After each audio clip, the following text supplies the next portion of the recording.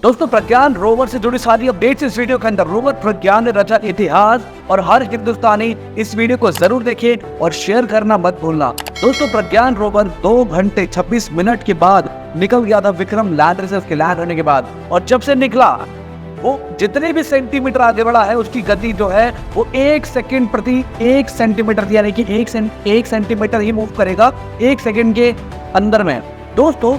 और वो आधा किलोमीटर की रेडियस में, यानी कि जहां पे विक्रम लैंडर लैंड हुआ है उसके आधे किलोमीटर की रेडियस के अंदर ही घूमेगा।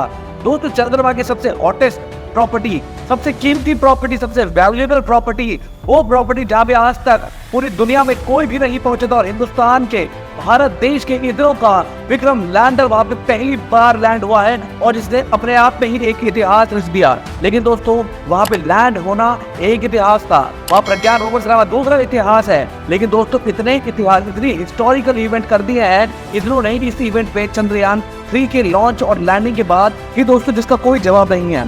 दोस्तों चंद्रमा की धरती पे छोड़ रहा है प्रज्ञान रोवर अशोक स्तंभ और इसरो के निशान। जी हाँ दोस्तों, आपने सही समझा, वो हिंदुस्तान के, हमारे देश के, इंडिया के, भारत के निशान छोड़ रहा है अपने रेडियस में, यानी कि उस आधे किलोमीटर के रेडियस में जहां भी प्रज्ञान रोवर मूव करेगा, घूम रहा है। चाहे उसकी स्पीड 1 सेकेंड में 1 सेंटीमीटर मूव करने की है, मगर वो फिर भी उस हर जगह पे निशान छोड़ रहा है। वो कैसे? क्योंकि दोस्तों उसके जो चक्के हैं, उसके पहिए जो हैं, उसके अंदर अशोक स्तंभ और इसरो के चिन्ह बने हुए हैं, और वो जैसे जैसे मूव कर रहा है, जहाँ उसके पहिए जा रहे हैं वहाँ पे निशान छपते जा रहे हैं, निशान छोड़ता जा रहा है वो चंद्रमा के ऊपर। दोस्तों चंदा मामा दूर के अब दूर नहीं रहे, वो पास आ गए हैं, चंदा मामा अब घर आ गए हैं।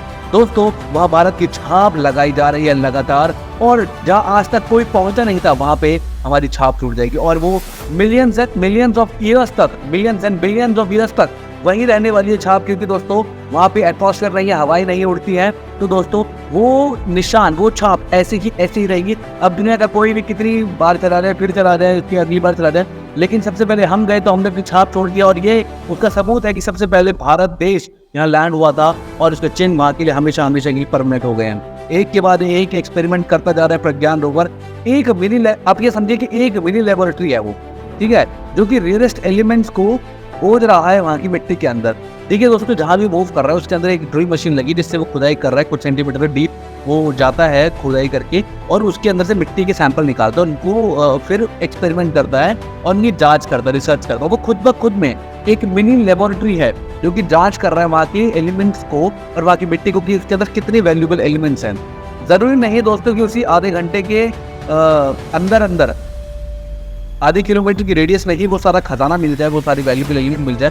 हो सकता है वहाँ ना मिले, या फिर मिट्टी के अंदर कुछ, मतलब उनकी जांच हो रही है तो कुछ सैंपल मिल जाए कि भाई चलो इतनी वैल्यू, अगर सोने का एक हल्का सा भी जर्रा मिल गया तो ये है कि हाँ चांद पे सोना मौजूद है। अगर वाटर पेपर का एक हल्का सा बूंद भी मिल गई तो यह है कि हाँ चांद पे वो मौजूद है। लेकिन खोजने वाले तो हिंदुस्तान हो जाएगा, पहले इसरो हो जाएगा, लेकिन हल्का सा भी उसका छोटा सा सैंपल मिल जाए तो यह आश्वासन हो जाएगा कि हाँ चांद पे वो मौजूद है। उसके बाद और जगहों पे ड्रिलिंग करना और खोजबीन करना शुरू हो जाएगा। दोस्तों उसी जगह पे वैल्यूएबल एलिमेंट्स हो ऐसा नहीं है, पहले भी कई सारे लोगों ने भेजा है वहाँ पे अपने यानों को, दूसरी जगह पे, फार साइड पे तो नहीं भेजा, दूसरी जगह पे भेजा है, और वहाँ से वो मिट्टी के सैंपल लेकर आए हैं। अमेरिका हो, चाइना हो, चाहे जो भी देश जो भी गया था वहाँ पे मिट्टी के सैंपल ऑब्वियसली लेकर आया था।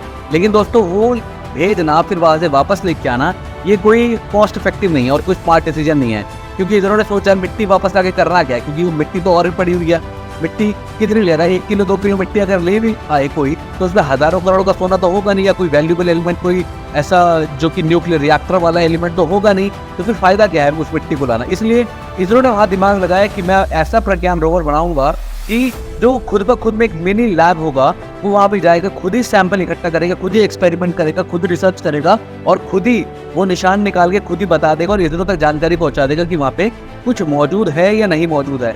इसलिए वो इस मिनी लैब के फॉर्म में भेजा गया। देखिए दोस्तों काफी लंबा प्रोसीजर है, क्यों? क्योंकि पहले ऑर्बिटर को भेजा गया, जब वो पृथ्वी से निकला, में चंद्रमा के इर्द गिर्द घूमा, उसकी परिधि के अंदर घूमा, उसके बाद उसके अंदर से जब विक्रम लैंडर अलग हुआ और चंद्रमा की सतह पे लैंड हुआ, और उसके बाद प्रज्ञान रोवर बाहर निकला।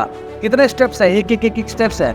उसके बाद जब एक के बाद एक स्टेप्स होने लगे और वहाँ पे जाके वो मूव करेगा, कितने स्टेप्स ऑलरेडी इतने स्टेप्स हो गए, उसके बाद वापस बुलाया जाए उस विक्रम लैंडर को, प्रज्ञान रोवर को, और फिर से यहाँ पे कलेक्ट करके सैंपल को एक्सपेरिमेंट करने से अच्छा है कि वहीं पे वो सैंपल कलेक्ट करे, खुद ही वहीं पे जांच पड़ताल करे और वो बस जानकारी देते जरूरत है कि भैया ये चीज़ें मौजूद हैं। तो कितना ईजी हो गया है, इसे कहते हैं स्मार्ट वर्क दोस्तों। काफ़ी लंबा प्रोसीजर है, मगर उस मिट्टी को वापस लाना बहुत महंगा पड़ सकता है, क्योंकि ऑब्वियसली क्योंकि फ्यूल बहुत ज़्यादा लगेगा, एनर्जी बहुत ज़्यादा लगेगी। हमें कॉस्ट इफेक्टिव एनर्जी इफेक्टिव की ज़रूरत तो आपको पता ही है कि हमेशा बहुत ही कम से कम रिसोर्सेज और पैसों के अंदर वो बड़े से बड़े कमाल कर देता है। दोस्तों अब सबको गर्व होना चाहिए अपने भारत देश के ऊपर, अपने इधरों के साइंटिस्ट के ऊपर।